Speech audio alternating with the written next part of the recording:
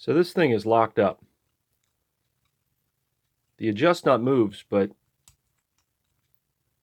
it's just taking up its own backlash.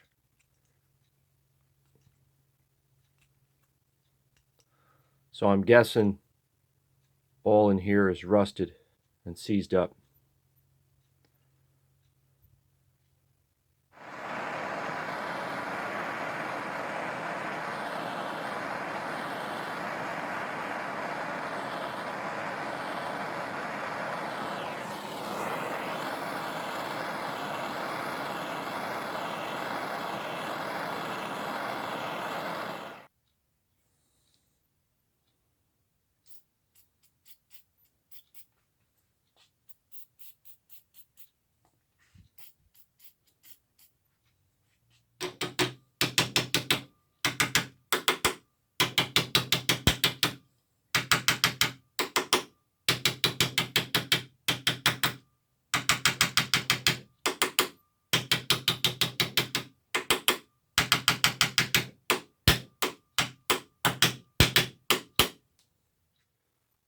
All right, it's still pretty hot. Let's see if it worked.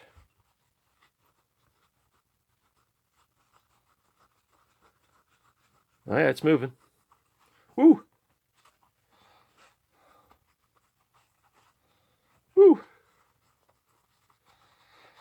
Hurry up. It's hot. Come on, Magdad. Woo!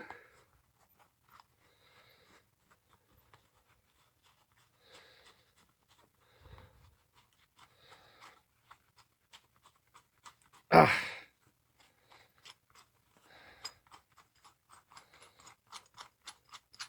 Almost there. Woo! That was hot. Okay, everything's cool enough to handle now. That's the corrosion. It was locking it up. Usually these little wrenches have a spring that fits in with this adjust nut. I noticed this adjust nut has a counterbore. I wonder if a spring's supposed to go in there.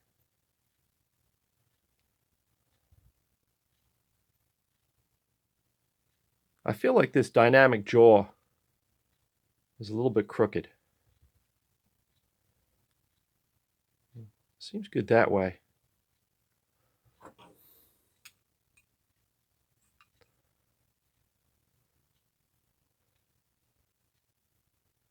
Seems like the jaw and this part are square,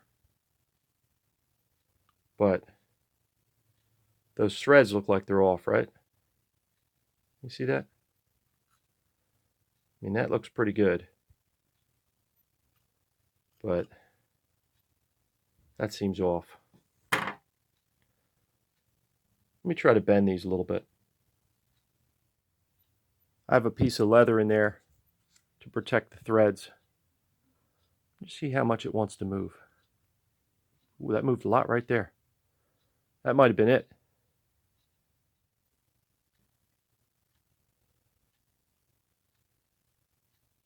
Yeah, I think that might have done the trick.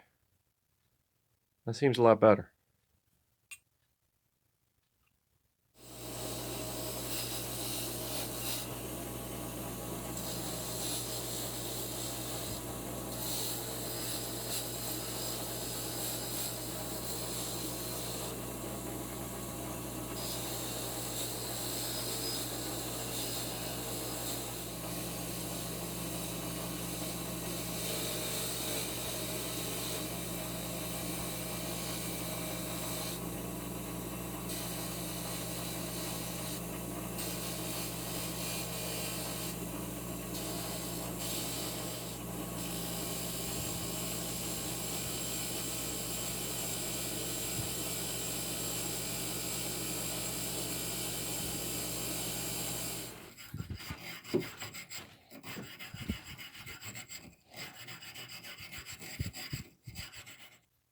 I quickly went over all the parts with the wire wheel.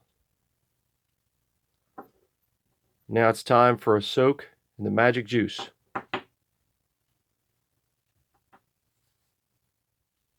Here's the parts after an overnight soak in Evaporust.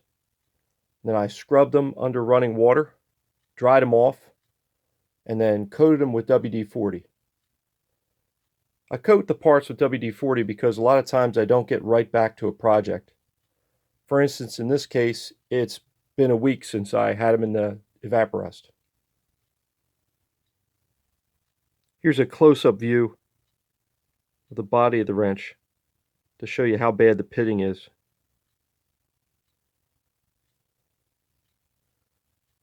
This side's a little bit better. There's still some pitting up here in the jaw.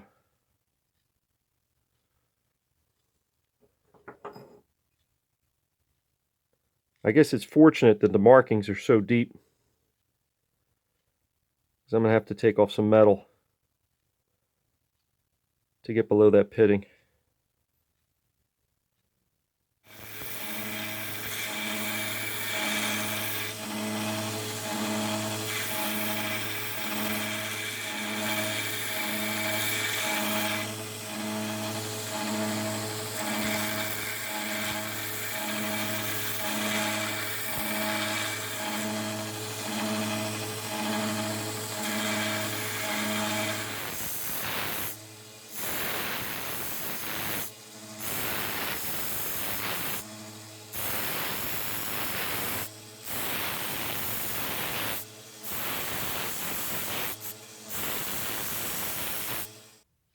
It's getting to be that time of year again when the humidity is low in my basement shop.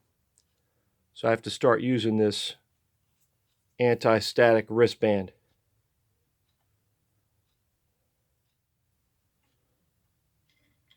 No more zaps from my 1x30 machine while I'm sanding. I was having a hard time getting this section here straight with the 1x30. So I'm resorting to hand filing.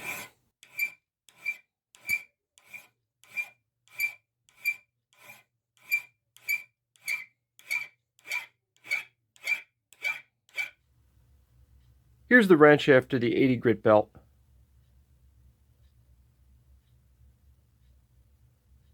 I didn't get every pit out, but it's looking a lot better. This is the section here that I filed to keep it straight. I think I'll keep doing that section by hand.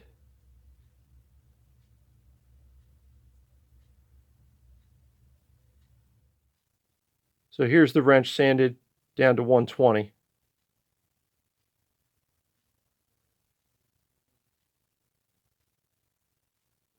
think it's looking pretty good.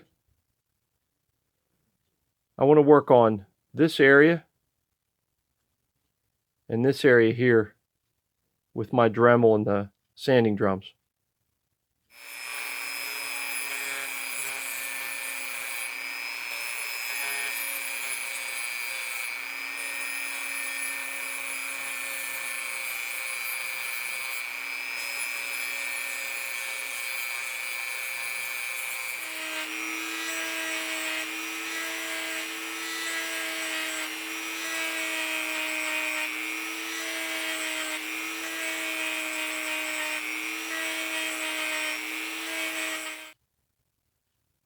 I sanded these areas down to 320 with those sanding drums.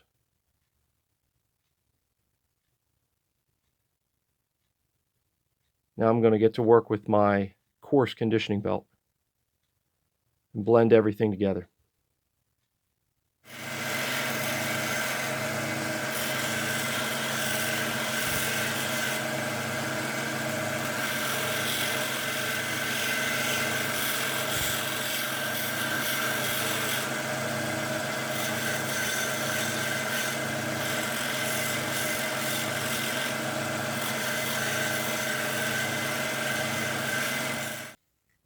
So I think it's finally time to admit that this coarse conditioning belt is about worn out. Here's a new one for comparison. Look at the difference in thickness. See it? Yeah. think it's time to start a new one.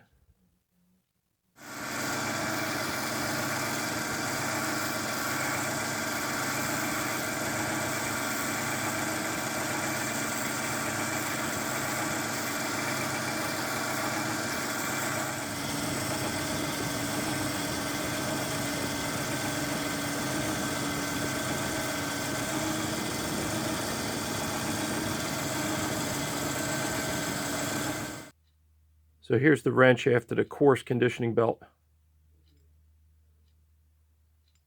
It's really starting to look like something now.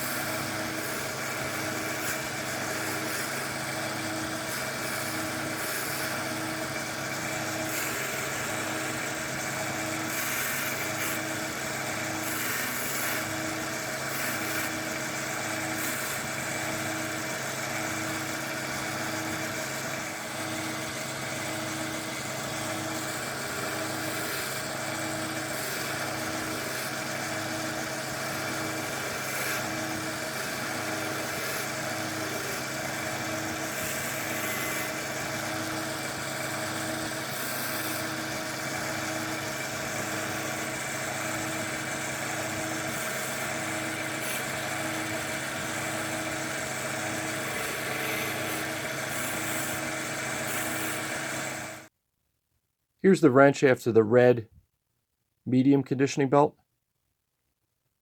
I like to use this medium conditioning belt to break all the sharp edges.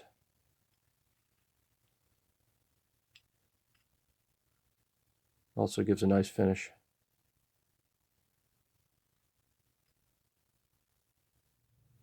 I've been going through my stash of springs, and I don't have a spring that both fits in this counterbore and fits over the threads. Like for instance, this one here fits good in the counterbore, but won't go over the threads.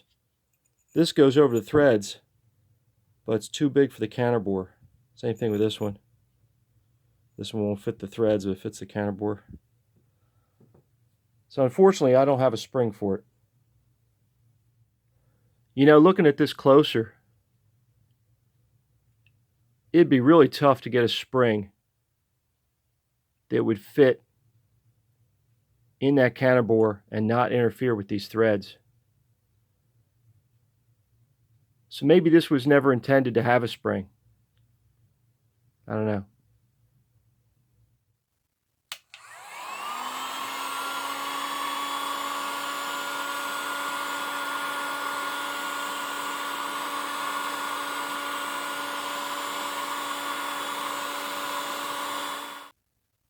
I'm using this G96 gun blue. You saw me warming up the metal. I find that this stuff likes to have the metal warmed up a little bit.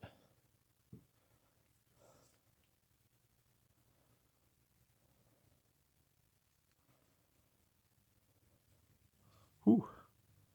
I warmed that up a lot. Let's be quick about it, Magdad. This thing's hot.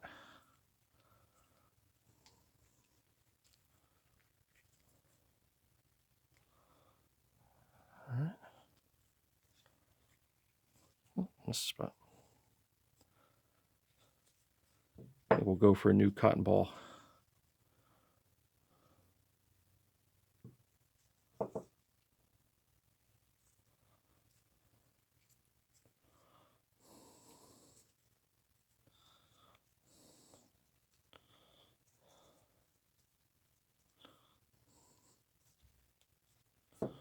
Whew.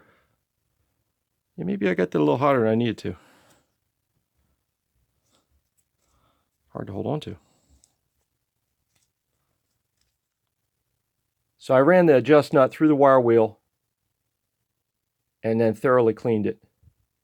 Now my plan is to heat it up and then use this brass brush to transfer some brass onto the adjust nut. I think they give it a nice look.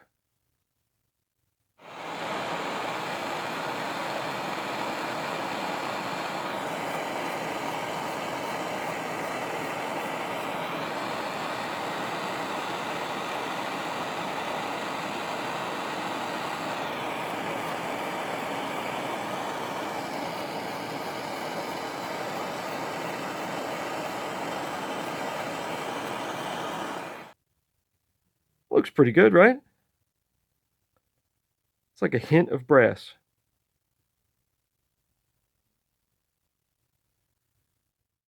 Here's what the Billings Model A bicycle wrench looked like when I brought it home from the flea market.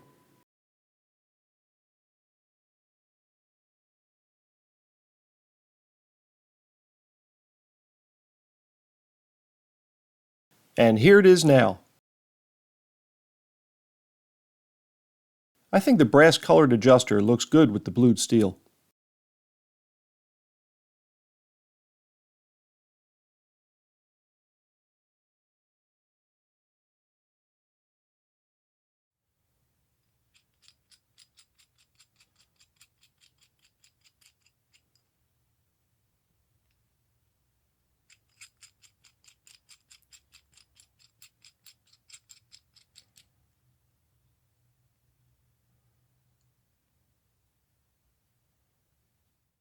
Charles Billings, a pioneer in drop forging technology, and Christopher Spencer, inventor of the Spencer rifle, founded a company in 1869 producing forgings for the arms and sewing machine industries.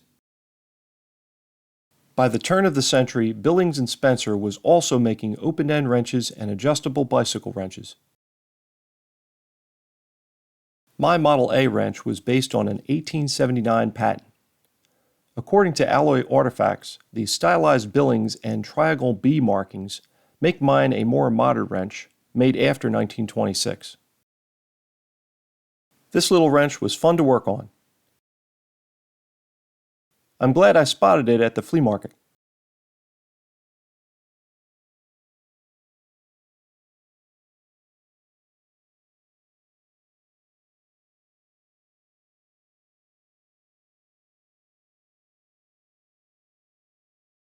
I hope you enjoyed the video. Thanks for watching.